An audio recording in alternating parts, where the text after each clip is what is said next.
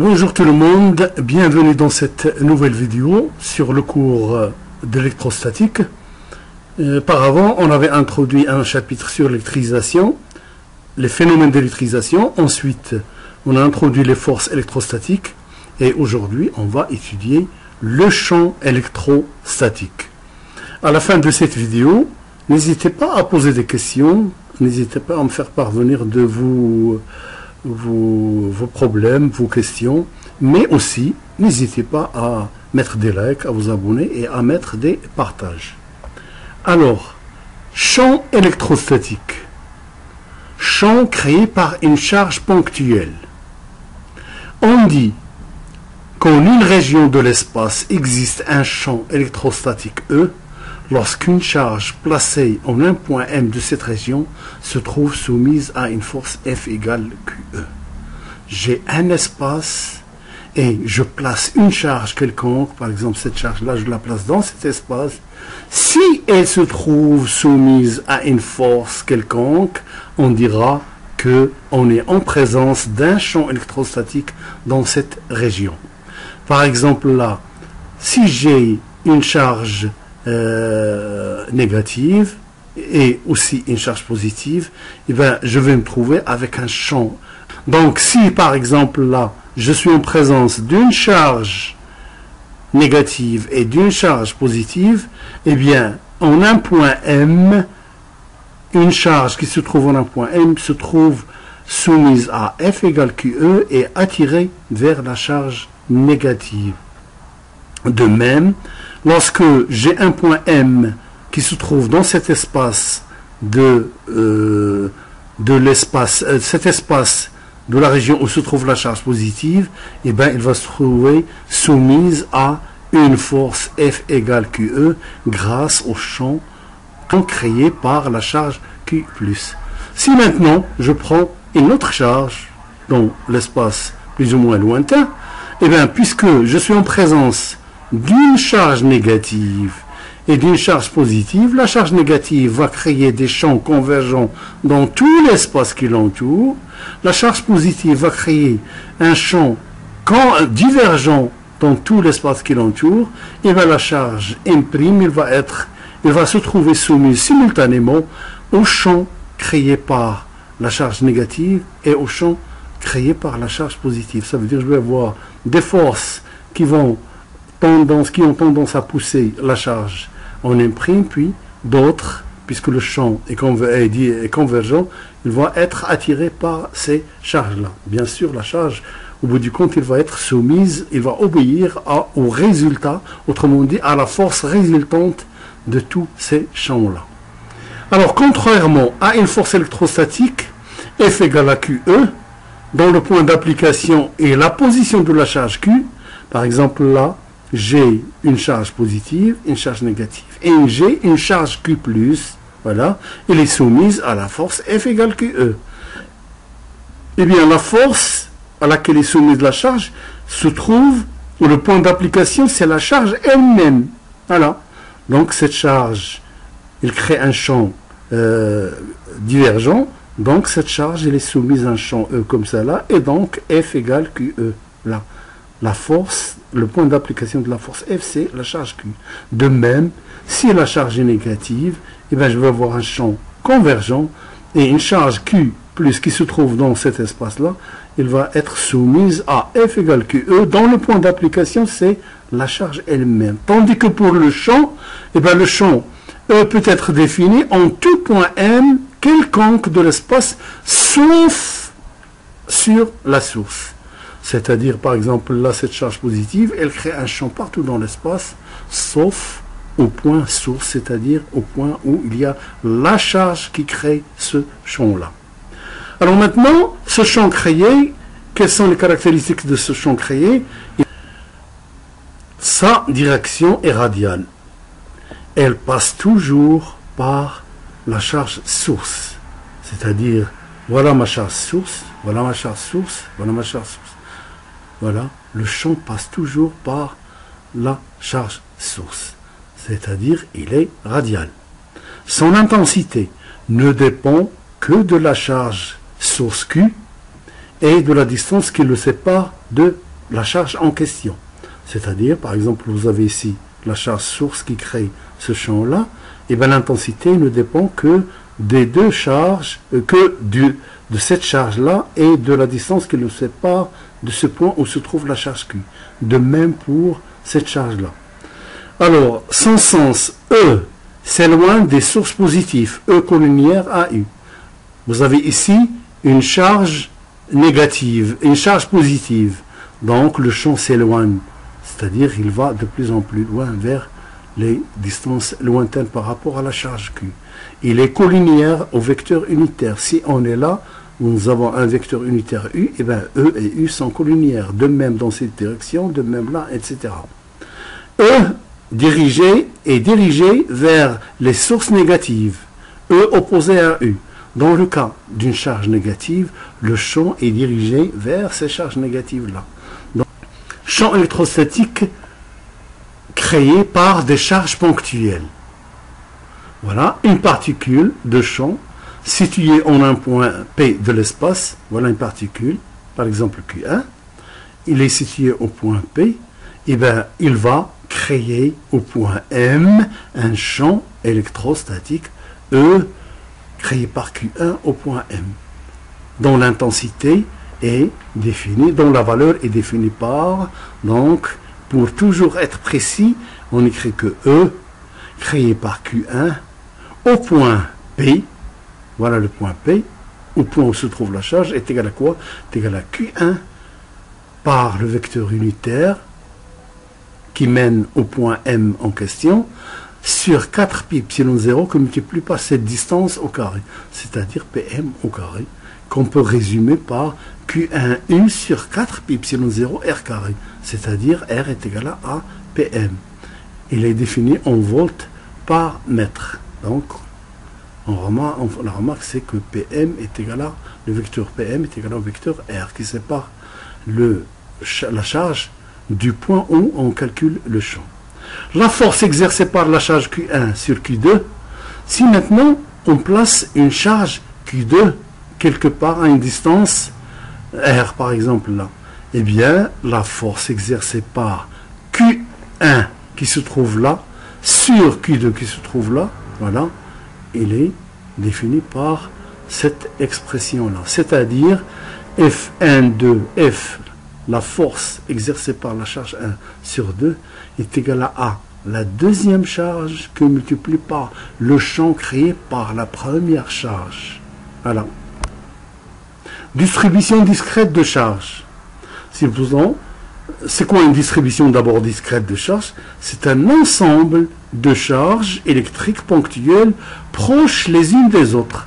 Voilà, par exemple, vous avez un ensemble de charges, voilà la première, la deuxième, la troisième, la quatrième, etc. sont proches les unes des autres, et puis on cherche à calculer, chacune va créer un champ au point M.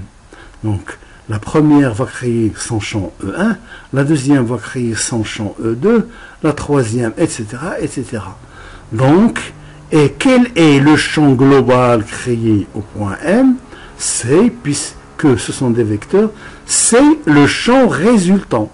Supposons que le champ résultant c'est E de M, eh bien, est égal à la somme vectorielle de E1, E2, E3, E4, etc. Alors donc, E, le champ global créé au point M par cette distribution discrète est égal à la somme de I jusqu'à N de 1 sur 4 pi epsilon 0, QI, Q1, Q2, etc., divisé par RI, la distance au carré, et le tout est dirigé par le vecteur unitaire UI, pour chaque vecteur. Le champ EM, vecteur unitaire, dont le module est égal à 1. Le champ EM créé au point M est la superposition des champs créés par chaque charge en ce point. C'est-à-dire, on a le champ global ou bien le champ résultant est égal à l'addition des champs créés par chaque charge élémentaire. Application 1. Calculer l'intensité du champ électrostatique créé par une charge Q1 située en un point O, Q1 située en un point O, voilà, de charge négative, Q1 est négative, voilà sa valeur, au point M situé à une distance D égale 10 cm par rapport à O. J'ai Q1 là, il est placé au point O, et je cherche elle est négative, je cherche quel est le champ créé par Q1 au point M. Comme elle est négative, cette charge négative, on a dit, le champ est convergent, c'est-à-dire il est orienté vers la charge. Voilà, nous, le vecteur unitaire défini, la distance D, donc E créé par Q1 au point M, c'est moins, voilà, puisque la charge est négative, c'est moins, ou bien c'est l'opposé de U, donc c'est moins Q1 sur 4 pi epsilon 0, le tout sur D carré. Ça veut dire le vecteur unitaire U, il est dirigé positivement vers l'extérieur, mais le champ, il lui est opposé. D'où l'explication de ce E entre ce vecteur et ce vecteur-là. Application numérique. Eh bien, on prend ce résultat-là, voilà, on remplace et la charge par sa valeur et la distance, on obtient ce terme-là, cette quantité négative que multiplie par le vecteur unitaire. Soit en module, si on prend la valeur absolue du résultat, eh bien, UQ1, E, créé, l'intensité du champ créé par Q1 au point M est égale à 4,5 10 à la puissance 5 newton par coulomb. Alors maintenant, on va introduire une deuxième question. Si on divise la distance D, cette distance D, on la divise par 2, c'est-à-dire on a une nouvelle distance appelée D1. D1 égale à D sur 2.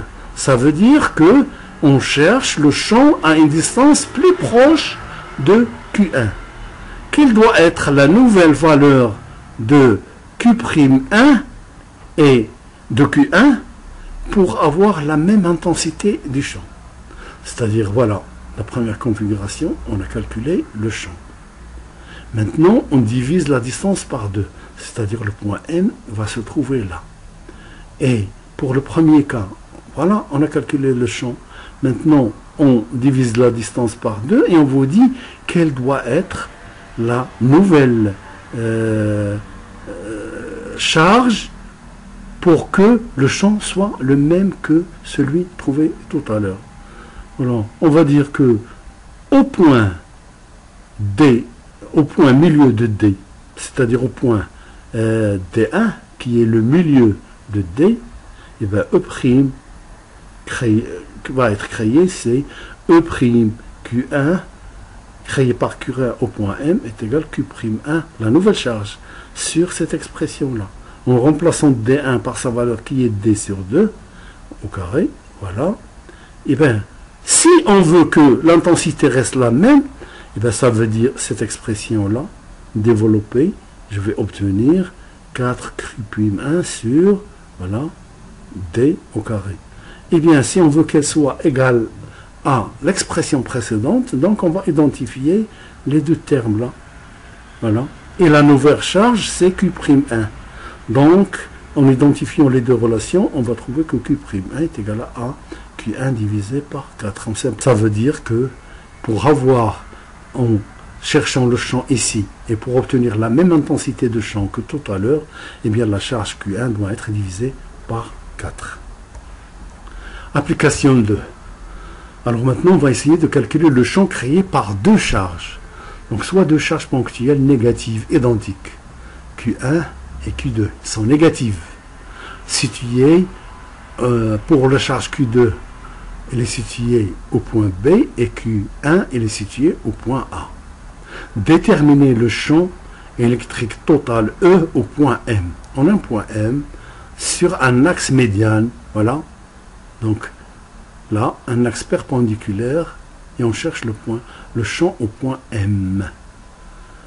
Donc chercher le champ E au point M dû à la présence des deux charges.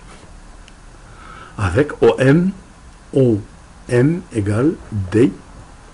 AB, la distance qui sépare les deux charges, est égale à, puisque j'ai A et A est égal à 2A. Donc, à partir de cette configuration, on va dire que Q1 va créer EA au point M. Cette charge Q1, il va créer un champ, on va l'appeler EA. Voilà, EA au point M. De même, Q2, placé point B, va créer au point M un champ EB. Le EA dirigé suivant cette direction-là, le E2 cette direction. Mais le raisonnement que je viens de faire, c'est vrai si Q1 et Q2 sont positifs. Mais comme Q1 et Q2, on a dit sont négatives, donc ça veut dire que Q1 va créer EA dans cette direction et Q2 va créer EB dans cette direction, comme c'est indiqué sur ce schéma-là. Donc Q2 il va créer EB, Q1 va créer EA, voilà. Et comme j'ai symétrie du système, la distance là, elle est la même que la distance là, voilà. Donc cette ligne est médiane de la ligne AB, ça veut dire que EA, et les deux charges sont égales, et bien ça veut dire que EA est égal à EB. Voilà.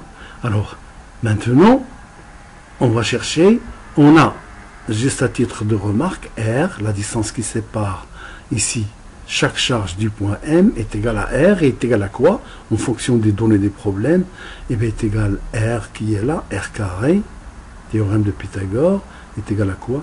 Est égal à AD carré, cette distance de là à là, elle est égale à D, est égal à AD carré plus A carré.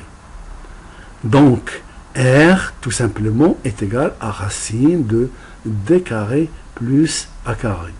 Voilà. Donc, voilà l'ensemble des données du problème. Comme il y a un axe de symétrie, le champ résultant E est porté par l'axe horizontal.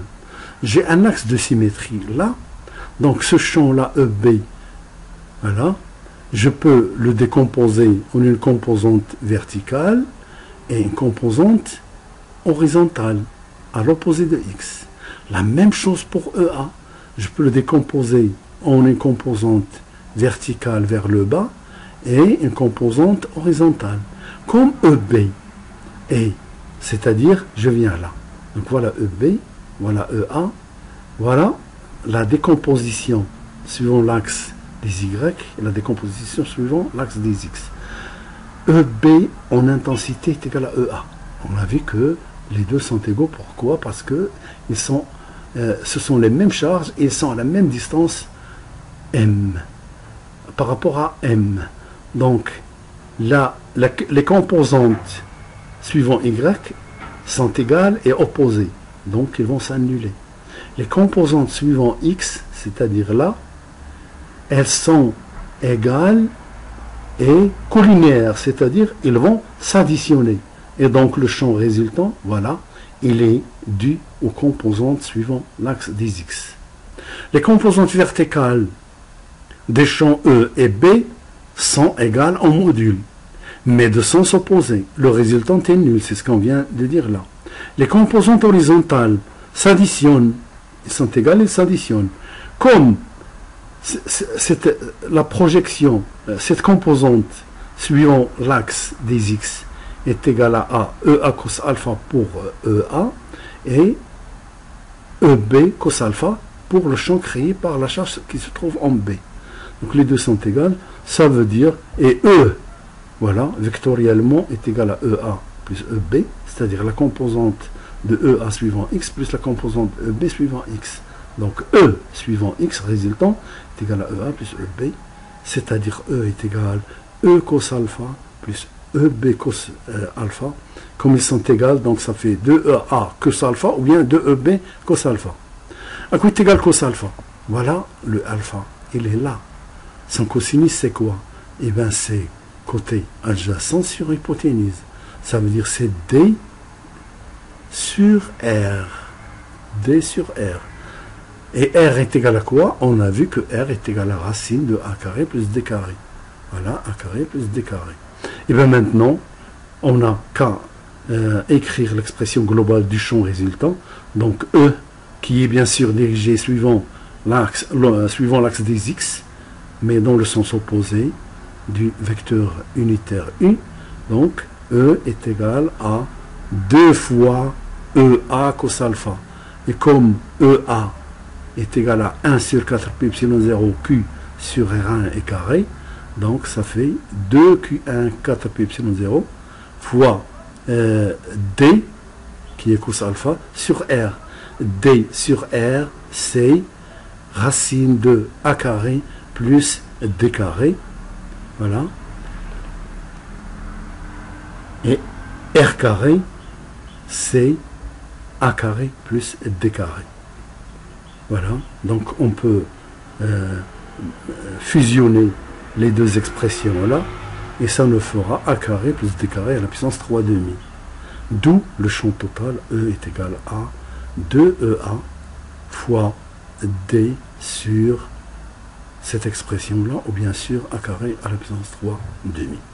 Donc ça, lorsque les charges sont négatives, ça veut dire que les champs sont dirigés dans cette région et que le champ global, il est porté par l'axe des X en opposition par rapport au vecteur unitaire. Si on a fait le schéma du cas opposé, admettons que Q1 égale Q2 et qu'il est positif, et bien tout ce qu'on a dit dans ce sens-là, il va être reporté dans ce sens-là. Ça veut dire que le EA, la charge, il est positif, donc il va créer un champ comme ça. L'autre, il est positif, il va créer un champ comme ça. Et le résultat, le reste des calculs, il est le même. Ça veut dire que je vais obtenir un champ global E, mais cette fois, la même intensité, mais cette fois, il est dirigé suivant l'axe des X. Voilà pour cette application 2.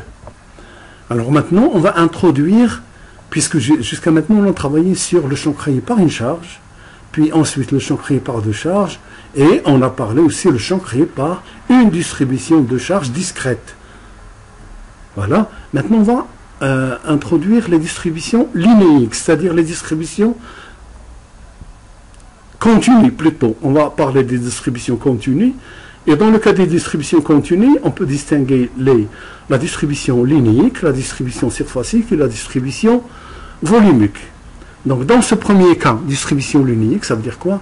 Ça veut dire que la charge est distribuée, répartie sur une forme linéique, une droite, une courbe, etc. Là. Donc prenons ce cas-là, c'est-à-dire que la charge est distribuée sur cette ligne qui a cette forme-là. Et on cherche à calculer le champ créé par cette distribution-là. Qu'est-ce qu'on fait? On prend un élément de longueur dl, en un point P. Au hasard, on le prend comme ça là, point P il est là, et on prend un élément dl autour de ce point P, et cet élément dl, il porte la charge dq. C'est-à-dire la charge contenue dans l'élément de longueur dl au point P. Chaque fois, il faut préciser, est-ce que c'est là, ou c'est là, ou c'est là. Parce qu'on ne sait pas, est-ce que la distribution, elle est constante. Est-ce que la répartition déjà sur la ligne est constante ou elle dépend de la position. Donc, nous, on est en point P, on parle toujours de P. Donc, je prends un dl autour de P, il est là. Cet élément dl, il porte une charge dq. Eh bien, il peut être assimilé à une charge ponctuelle.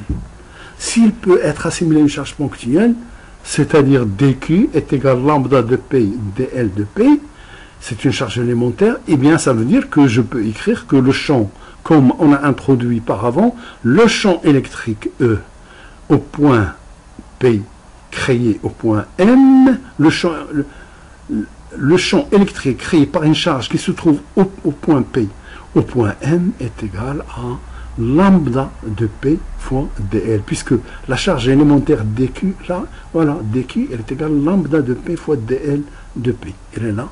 Et 1 sur 4 pi epsilon 0, comme auparavant, divisé par la distance qui sépare cet élément de charge au point M.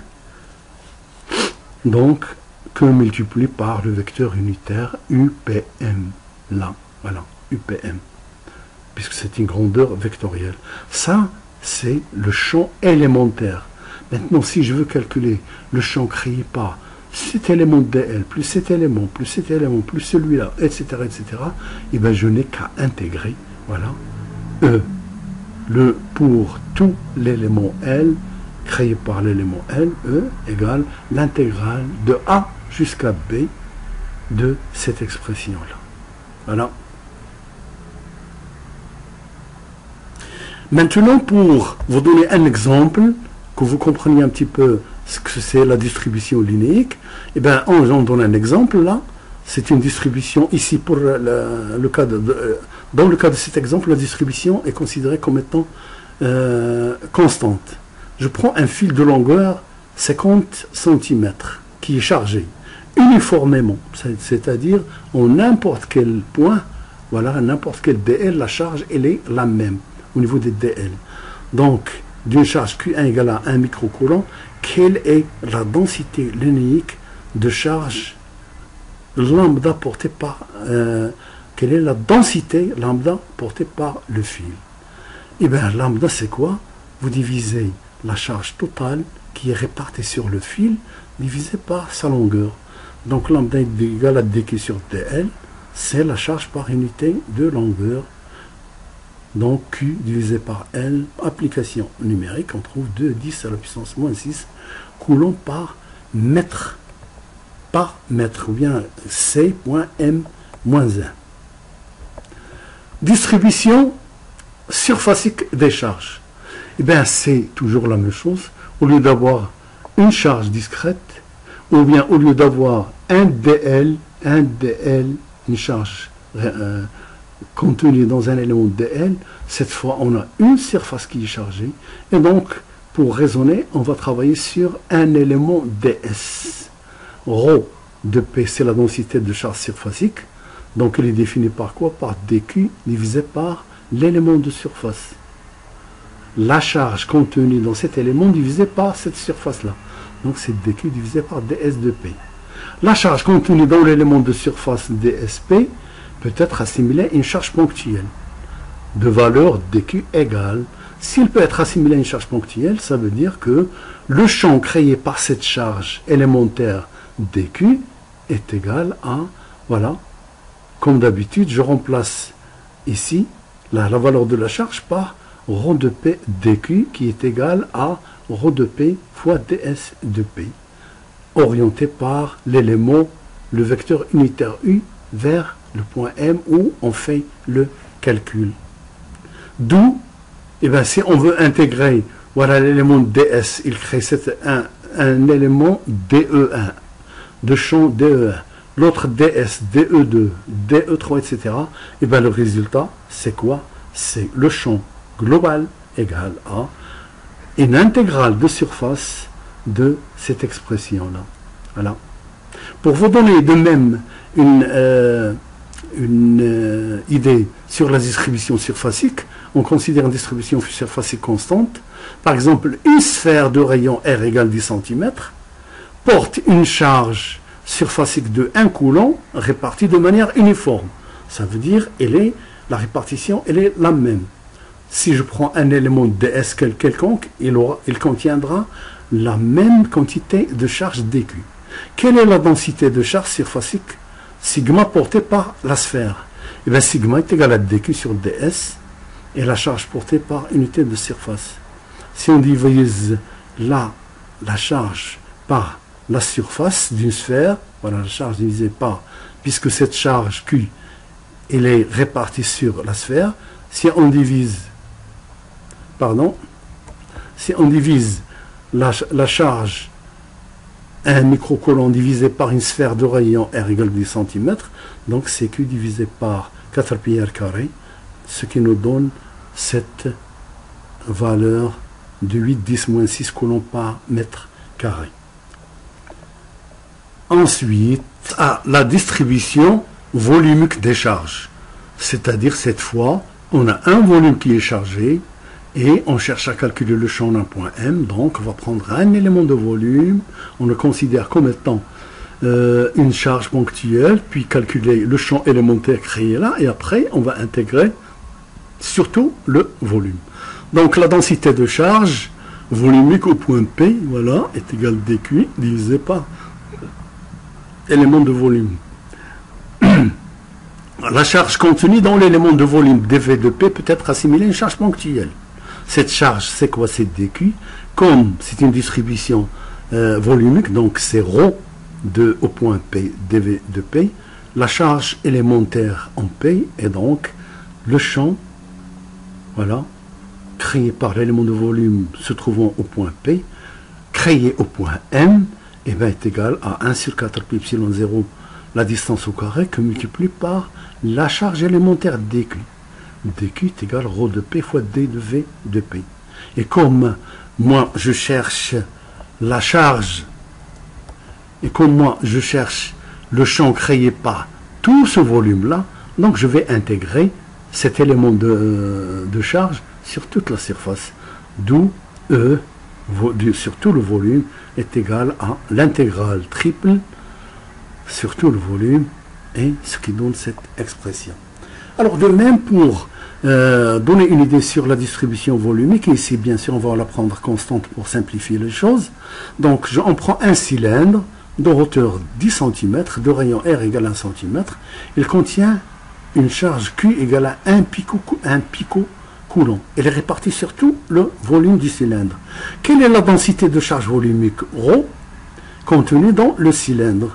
Et bien par définition, la densité c'est la charge divisée par le volume. Donc ρ égale à Q sur V, c'est la charge divisée par le volume du cylindre qui est pi fois R carré fois H.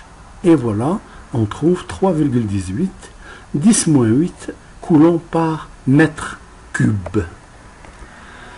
Alors maintenant on va introduire une autre notion, c'est ce qu'on appelle les lignes de champ. C'est quoi des lignes de champ? On appelle ligne de champ une ligne qui en chacun de ces points est tangente au vecteur champ électrique. Voilà une ligne de champ. Voilà.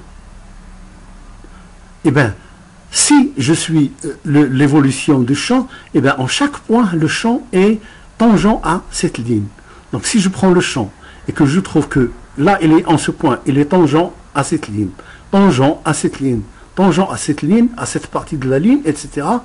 Et, autrement dit, E est tangent à un élément de DL là, puis E est tangent à un élément de DL choisi sur cette ligne, etc. Et bien, si c'est vrai, cette ligne s'appelle une ligne de champ. Alors, les lignes de champ ne se coupent jamais. Si vous avez des lignes de champ comme celle-là, voilà, ils ne se coupent jamais, sont toutes dirigées vers une direction, mais ils ne se coupent pas. Les lignes du champ sont orientées dans le sens du champ électrique.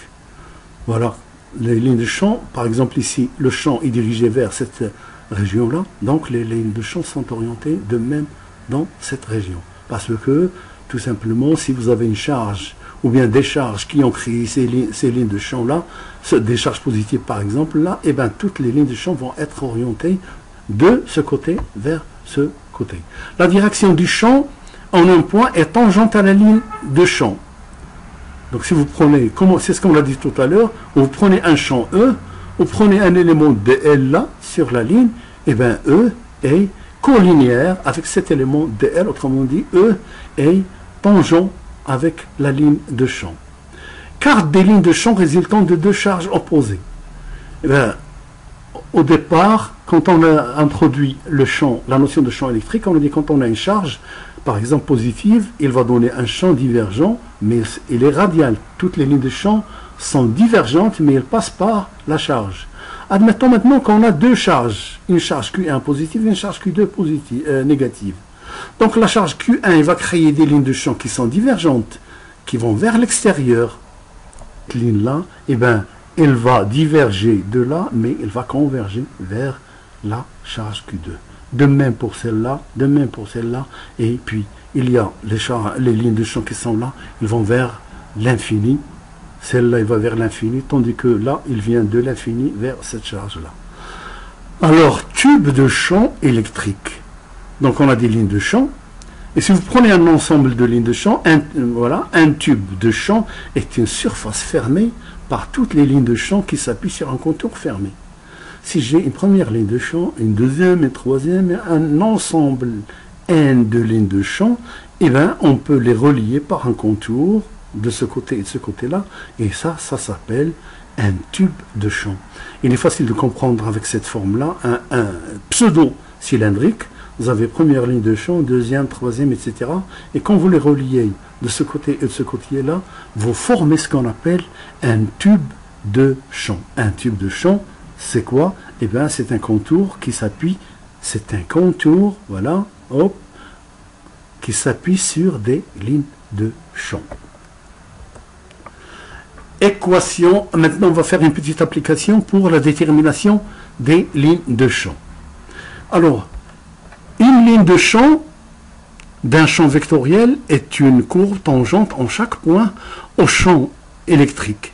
Elles sont telles que l'élément dl est équation d'une ligne de champ.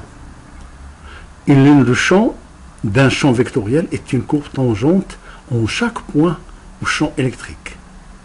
Elles sont telles que, si on prend l'élément dl, c'est quoi dl au point M?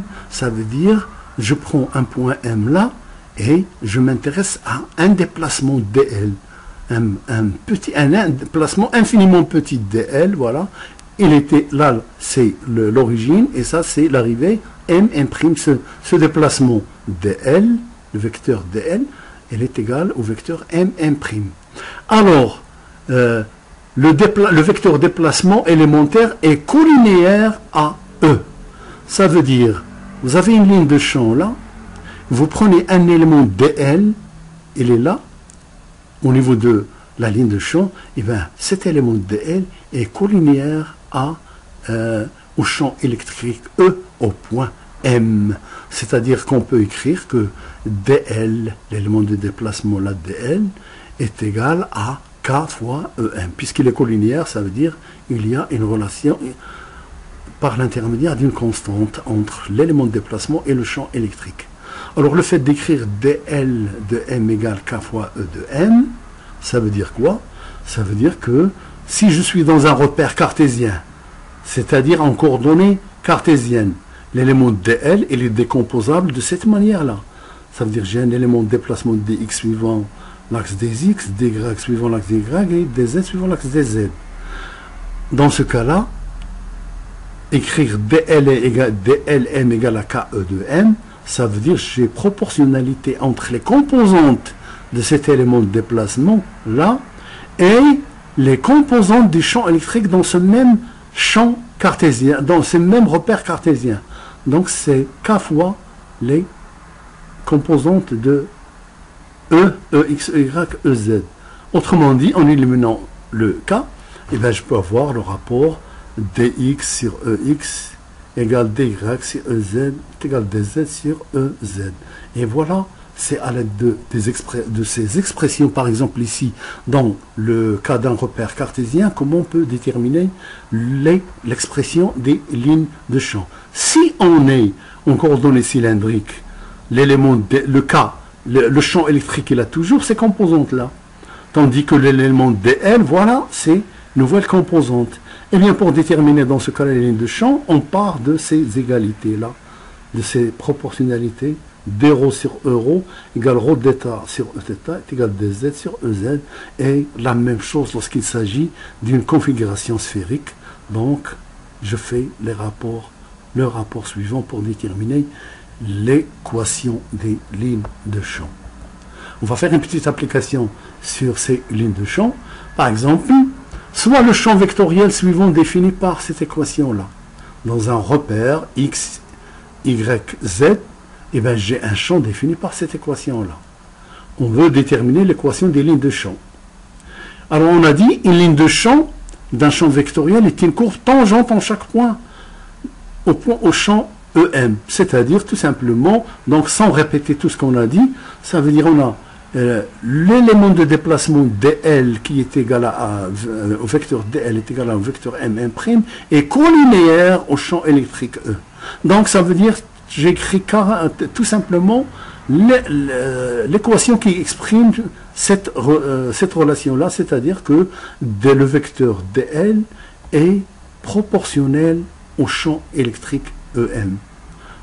De même, donc j'ai les composantes de dlm dans le repère x, y, z, c'est-à-dire le repère cartésien, proportionnel à k fois les composantes du champ électrique. Voilà, donc dx sur x égale dy comme on a vu. Et comme dans cette application, on a ex égale à moins y, ey égale à x, ez c'est une constante. Et bien voilà, en faisant le rapport là, j'obtiens cette équation là, et en intégrant donc l'intégrale de x dx est égale à l'intégrale de moins y dy. Et puisque j'intègre, ça veut dire que je vais être... C'est une primitive, donc j'additionne une constante. D'où la relation suivante, x carré sur 2 égale moins y carré sur 2 plus une constante. Autrement dit, en arrangeant cette expression, je me trouve avec x carré plus y carré est égal à une constante. Et z, hein, c'est constant. Ça, c'est quoi là alors? Z, puisque z est constant, ça veut dire que z peut avoir la valeur 0, la valeur 1, la valeur 2, la valeur 3, etc. Et je vais avoir des cercles, voilà, des cercles concentriques là, et avec une translation suivant z est égal à 0, là,